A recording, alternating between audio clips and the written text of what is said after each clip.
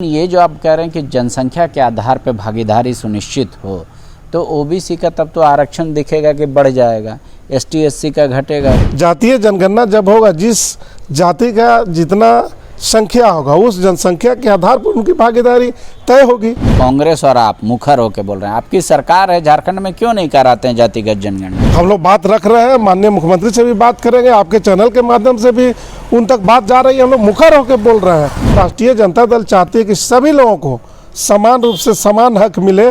बिहार में जातिगत जनगणना के जो रिपोर्ट है सार्वजनिक हो जाने के बाद ये माना जा रहा है कि कर्नाटक दूसरा राज्य होगा। उसके बाद ये अब पूरे मांग तेज़ी से चल पड़ी है कि क्यों नहीं झारखंड में भी और भारत में भी जातिगत जनगणना कराई जाए, सही आकलन किया जाए कि किस जाति के कितनी जनसंख्या है। हमारे साथ आरजेडी के प्रवक्ता डॉक्टर मनोज हैं। ये जातिगत जनगणना जो हुआ बिहार में, आप लोगों ने सार्वजनिक किया, इसका लाभ क्या होगा? आप लोग तो कहते हैं कि जिसकी जितनी जनसंख्या उसकी उतनी भागीदारी, तो इससे कुछ स्पष्ट नहीं हो पाया। नहीं, निश्चित रूप से चूँकि हमारे आदरणीय नेता लालू प्रसाद यादव और माननीय बिहार के उप मुख्यमंत्री तेजस्वी प्रसाद यादव जी ने लगातार जातीय जनगणना का आवाज़ उठाते रहे हैं और लगातार उन्होंने कई बार प्रधानमंत्री से सर्वदलीय दल के नेता लोग मिलकर डिमांड भी किए हैं कि केंद्रीय स्तर पर जातिगत जनगणना हो।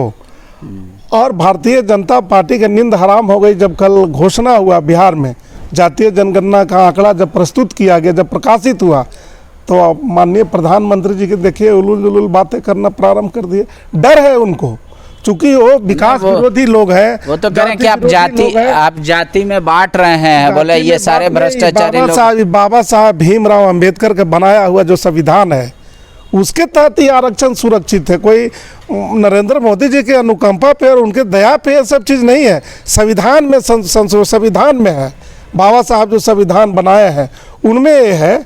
और जातिगत जनगणना होने से कितना किनकी संख्या है उस आधार पर उनकी भागीदारी होनी चाहिए। विकास होगा उनका, हर तरह से वो आगे बढ़ेंगे। लेकिन भारतीय जनता पार्टी तो विकास विरोधी है, जन विरोधी है। आप देखिए आरक्षण का घोषणा कर दिए, महिला आरक्षण का होना है 29 में, आज घोषणा करके सगुफा छोड़ दिए। जब उन्हें उसका जातीय जनगणना हुआ, कांग्रेस को अगर छोड़ दे तो जेएमएम भी उतना मुखर तौर पे नहीं बोल रही है। कांग्रेस और आप मुखर होकर बोल रहे हैं, आपकी सरकार है, झारखंड में क्यों नहीं कराते हैं जातिगत जनगणना? हम लोग बात रख रहे हैं, माननीय मुख्यमंत्री से भी बात करेंगे, आपके चैनल के माध्यम से भी उन तक बात जा रही है। हम लोग मुखर होकर बोल रहे हैं कि जिस तरह से बिहार में जातीय जनगणना हुआ उस तरह से झारखंड में भी जातीय जनगणना हो। और झारखंड ही नहीं, देश के तमाम स्टेट में जातीय जनगणना हो, ताकि पता चले कि किस जाति के कितने लोग हैं, उनकी आर्थिक स्थिति क्या है, उनको क्या भागीदारी मिल सकती है। तमाम लोगों को लेकर चलने वाले पार्टी राष्ट्रीय जनता दल है। और सामाजिक न्याय के जो नेता हमारे आदरणीय लालू प्रसाद यादव हैं, उन्हीं के अगुवाई में ये सब हुआ है। और लगातार वो शुरुआत के ज़माने से ही कह रहे हैं कि जातीय जनगणना होना चाहिए और निकलना चाहिए उसका आंकड़ा। ठीक है, लेकिन एक बात तो समझ लीजिए कि अब बीजेपी इसको जो बोले, आप लोग जो तर्क दें, लेकिन ये जो आप कह रहे हैं कि जनसंख्या के आधार पर भागीदारी सुनिश्चित हो, तो ओबीसी का तब तो आरक्षण दिखेगा कि बढ़ जाएगा, एसटी एससी का घटेगा अगर संख्या कम है तो। ना, एसटी एससी का कैसे घटेगा? जो पॉपुलेशन जहाँ जिसका, हम लोग कह रहे हैं कि जातीय जनगणना जब होगा, जिस जाति का जितना संख्या होगा उस जनसंख्या के आधार पर उनकी भागीदारी तय होगी। हम लोग एसटी हो, एससी हो, अल्पसंख्यक हो, अपर कास्ट के लोग हैं, किसी जात का विरोधी नहीं है। राष्ट्रीय जनता दल ए टू जेड की पार्टी है और राष्ट्रीय जनता दल चाहती है कि सभी लोगों को समान रूप से समान हक मिले। और जो जातीय जनगणना आवश्यक है, पूरे देश के स्तर पर जातीय जनगणना। क्या बदलाव आएगा बिहार की राजनीति में, देश की राजनीति में या विकास में? आप वो विकास भी होगा, विकास होगा। कैसे? जातीय जनगणना जब होगा उनके अनुसार उनका काम होगा, उनकी भागीदारी, राजनीतिक भागीदारी मिलेगी, सामाजिक भागीदारी मिलेगी। बच्चे जो पिछड़े वर्ग के हैं, दलित है, अल्पसंख्यक है, मुसलमान है, पढ़ाई में उनको भागीदारी मिलेगी। तो कैसे विकास नहीं होगा? पढ़ाई में भागीदारी मिलेगी, राजनीतिक क्षेत्र में भागीदारी मिले, विकास होगा ही होगा। तो पहले भी जो जनगणना होता था उसमें जाति धर्म तो पूछा, सार्वजनिक नहीं होता था ये, तो सरकार को तो पता रहता था कि कितना जनसंख्या किसका है, तो उसके अनुसार से पॉलिसी क्यों नहीं बना? आप जैसे देखिए पॉलिसी की अगर आप बात करते, जो भारतीय जनता पार्टी आवासु राज अलाप रही है, कि पिछड़ा वर्ग को आरक्षण मिलना। जब भारतीय जनता पार्टी वासु की यहाँ सरकार थी, हम लोग दैट मीन्स पिछड़ों का 27% आरक्षण था, उसको घटा करके 14% भारतीय जनता पार्टी की सरकार कर दी। और आज सगुफा छोड़ रही है, इनको आरक्षण मिलना चाहिए, उनको आरक्षण में। जब सरकार थी आपकी तो आप क्यों जो है सो पिछड़े वर्ग का आरक्षण को कम कर दिया? इसलिए ये सब भारतीय जनता पार्टी और भारतीय जनता पार्टी के साथ में रहने वाले पार्टी सिर्फ भारतीय जनता पार्टी की तरह ही शगुफा छोड़ रहे हैं। जब सरकार में रहते हैं तो उनको याद नहीं आता पिछड़ा, दलित, हरिजन, आदिवासी, अल्पसंख्यक, अपर कास्ट, कोई याद नहीं आता। सत्ता से जैसे ही हटते हैं उनको सब याद आने लगती है और सब करने। मैं उन लोगों से पूछना चाहता हूँ कि जब आप सत्ता में थे तो क्या किया? पिछड़ों का 27% जो आरक्षण था उसको घटा के नीचे कर दिया। क्यों कर दिया भाई?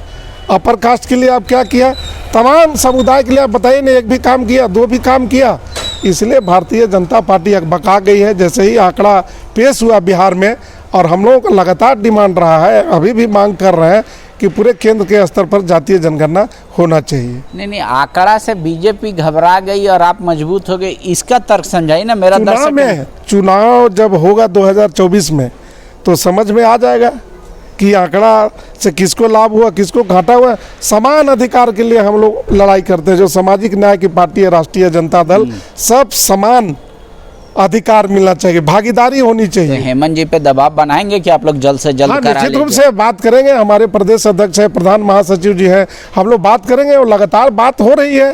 वो भी पक्षधर है इसके। आज तो देखा हमने किसी अखबार में कि वो भी चाहते हैं कि जातीय जनगणना हो बिहार की तरह। शुक्रिया। देख लीजिए, ओबीसी की राजनीति, जातीय जनगणना, ये दो ऐसे अहम मुद्दे हैं जिस पर हर पार्टी खुल के अपनी राय रख नहीं रही है। दबी जुबान से रखती है तो खुलकर बोलती नहीं है, आधा बात बोलती है। लेकिन इसका परिणाम क्या होगा, इससे किस राजनीतिक दल को फ़ायदा और किसको नुकसान होगा, इसका आकलन हर कोई अपने अपने स्तर से कर रहा है। आप भी इसका आकलन कीजिए और कमेंट बॉक्स में सजेशन दीजिए कि किस तरीके से कम जनसंख्या वाले जो जाति हैं या धर्म हैं उनको, उनके लिए किस किस तरीके की पॉलिसी सरकार बनाए, कैसे पिछड़ों को अगली सूची में लाया जाए, कैसे उनको सबल किया जाए। शुक्रिया। TheFollowUp.in. Like, share and subscribe. www.thefollowup.in